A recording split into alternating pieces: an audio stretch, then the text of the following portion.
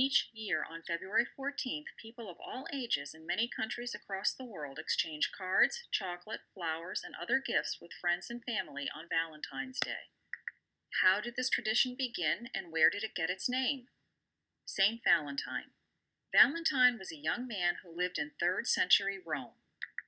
Popular belief tells that Valentine was a priest imprisoned for performing weddings for soldiers who were forbidden to marry and for ministering to Christians who were persecuted by the Romans. Legend has it that while he was in prison, Valentine healed his jailer's daughter. On the night before his execution, he wrote her a letter and signed it, "Your Valentine." Little is really known about Valentine except that he died on February 14th and is buried near Rome, Italy. He was later granted sainthood by the Anglican Church and became known ever after as Saint Valentine. Valentine's Day.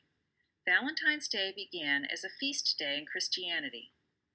Feast days are holy days set aside to honor Christian saints. The first record of Saint Valentine's Day evolving into a day associated with love is a piece of writing by English author Geoffrey Chaucer in 1382.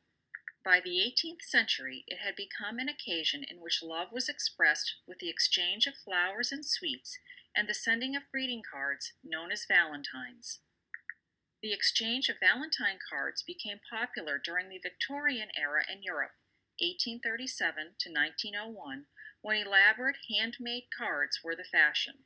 The first mass-produced valentines in the United States are credited to Esther Howland of Massachusetts, who in the mid-1800s created the first valentine card business, the New England Valentine Company. Today, the remembrance exchanged most often on Valentine's Day is not flowers or chocolates, but the Valentine card. Chocolate. Chocolate, in the way we think of it when we tear open a wrapper or lift the top off a box, is very different than the way this delicious treat starts out. Chocolate begins as the fruit of the cocoa tree, a small, 13 to 26 foot tall, evergreen tree. Native to Central and South America, the cocoa plant produces seeds that are used to create cocoa powder and chocolate.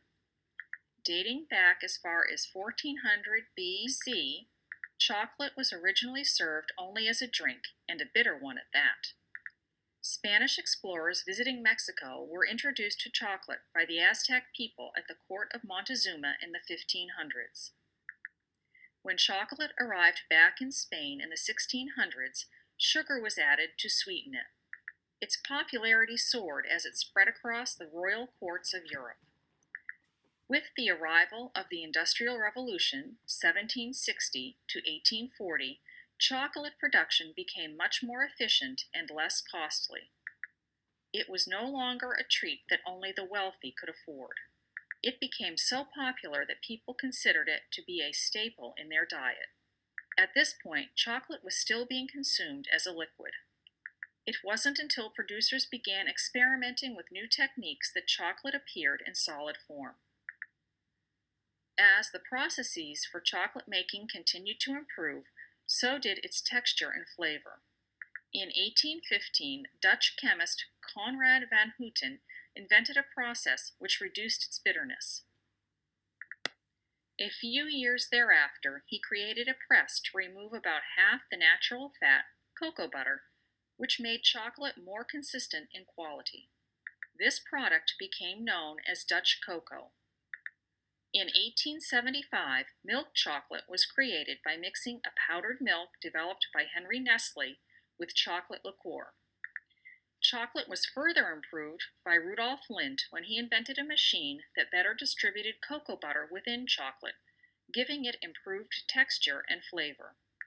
If you are a lover of chocolate, and who isn't, the names mentioned above probably sound familiar to you.